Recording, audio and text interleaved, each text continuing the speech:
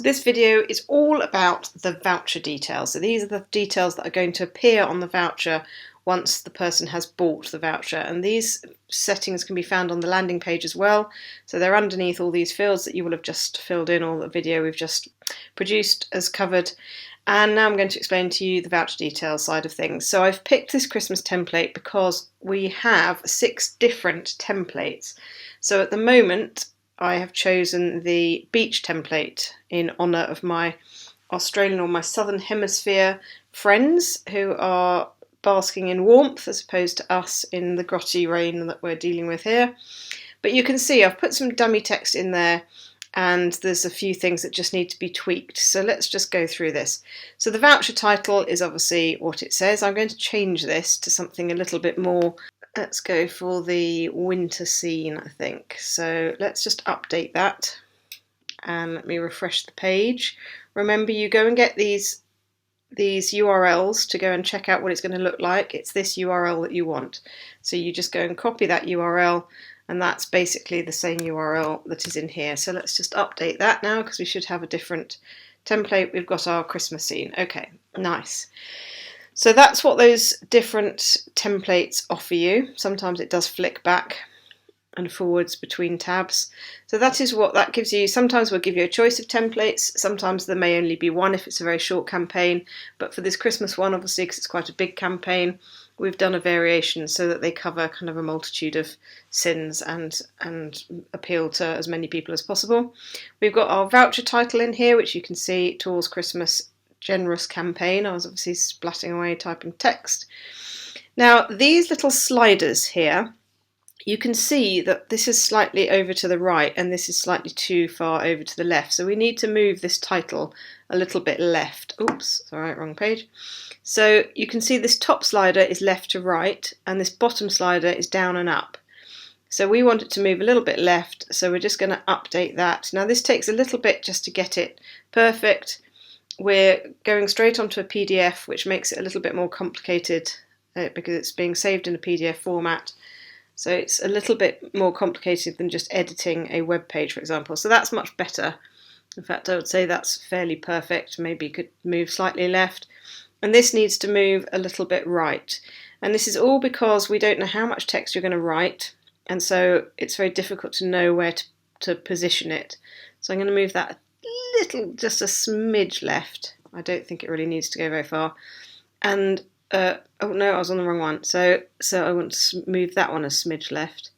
And then these ones want to go right. So this is the description that we're sitting a little bit too much to the left. So we're going to move that one a little bit more to the right and update that. And we should see this move a tiny bit left and this move right. So let's see what happens. Refresh the page. There we go. So that's pretty much spot on. I would say this one still needs to move a little bit right. So let's just go and put the description a bit right. So you just play around. Obviously, once you've got this right, then you don't need to worry about it anymore. Let's move that one a little bit right. And you can move things up and down if you want to, if the positioning. It just depends on how much text you've got. If you've got a very small amount of text, you might need to juggle it around, and sometimes if you've got too much text, it just that gives you the opportunity. So there we go, that's pretty central. So that's all looking quite neat. This needs to move right because it's a bit too much over to the left, and that field is the let's have a look, scroll down further. That is the redemption details, so we're going to move that one a little bit right. And most of the down and ups seem to be okay. So that's how you tweak your certificate, and obviously once you've done it once for that campaign, it's sorted. So that's just one thing that just needs to take a little bit of time. That's much better. So there we go, that's fine, and that all works. So we've got the title, we've got the description, so this is where you would tell them what they are redeeming or what they can redeem against that voucher, or how to redeem it, whatever you want to talk to them about. And then these are the sort of terms and conditions. This is the value, and this is their unique voucher code. So they could give you this over the phone if they wanted to, or if they don't have the certificate, obviously they can print it out, download it, because it is a PDF. And one thing I should point out is it's got your branding on the bottom of the page, and also on the bottom of the web page, of all the web pages. So even, let's take a look down, you see on the sign up page you've got your branding down there as well. That is basically what the certificate looks like, so they would download that or print it off. And one thing I should mention here is that this currency symbol will change depending on the currency that you have selected in the settings. So that's why that's important to do the settings. So next to your Stripe integration, underneath that there's a field where you set your currency, and it will produce the symbol that is required for that currency. So just make sure that setting is correct. It doesn't have to be in pounds, obviously. And they will also get an email confirmation with that voucher code in it. And you will also get an email confirmation with that voucher code in it as well. So let's just scroll back down and let me just talk you through a few of the things that you can do here. So you can see that you can set a voucher price. Oh, and before I forget, that default returns it to how it was.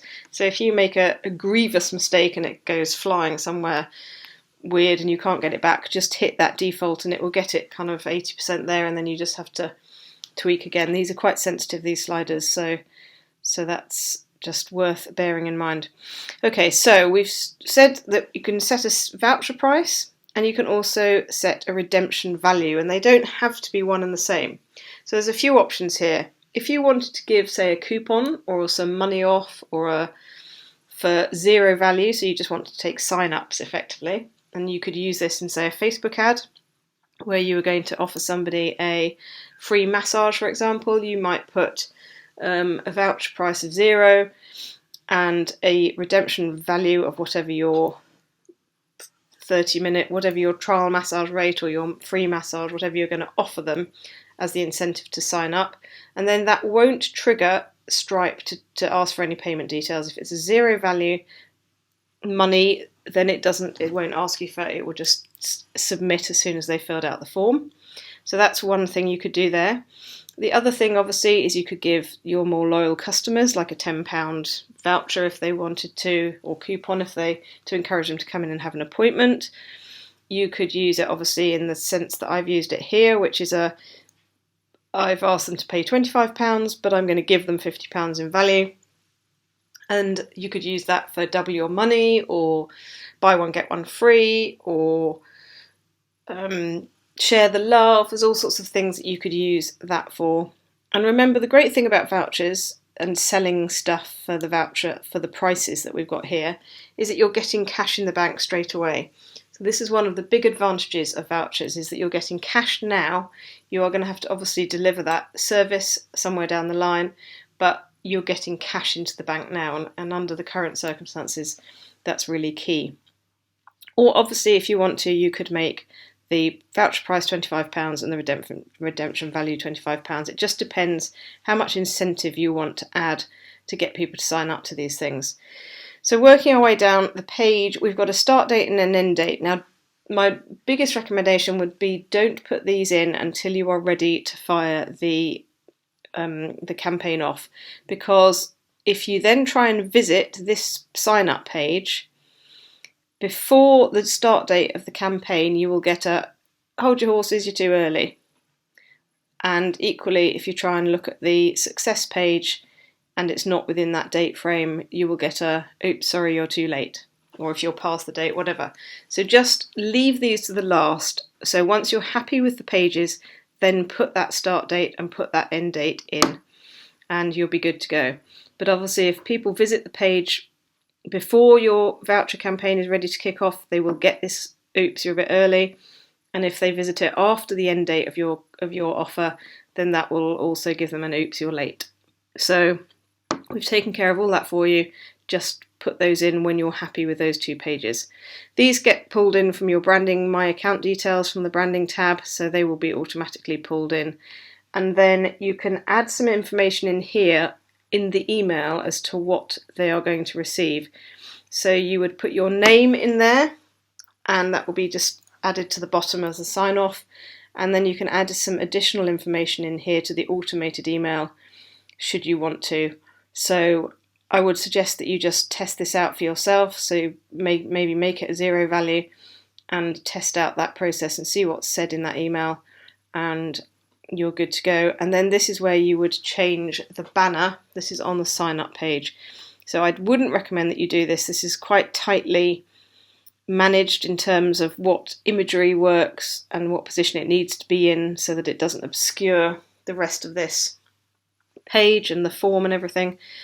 But if you do want to change that banner, you do have the option of doing that. So that's just there. And if you use any of our blank template pages, obviously that's more likely that you may want to put something custom in there, in which case you have the flexibility of doing that. And remember, I did mention that in the main piece of content of the campaign, which you would get to by clicking that link, I have given you that banner again, just in case you replace it and then don't like what you replaced it with and want to put this back again. So that's one bit of advice there. And this is all the text that will come in that I've already programmed for you. But remember, once you start to edit any of these things, it's not relevant to the voucher because I haven't put any text in there in the first place. I've left that to you because I don't know what you're going to be selling. But in the case of the sign up page, this will pull in what I've given you as default text. But obviously, as soon as you start to edit it, or if you clear it out, you'll lose the default text that I've given you. So it might just be worth taking a screenshot of some of these or copying and pasting some of this text, just in case you overwrite stuff and you think, oh, actually, I quite liked that, I'll put it back again. So that's just another little bit of advice. Okay, so I think that covers the landing page. I will pop this video out, and if you have any questions at all or you get stuck, please feel free to jump on the chat tool.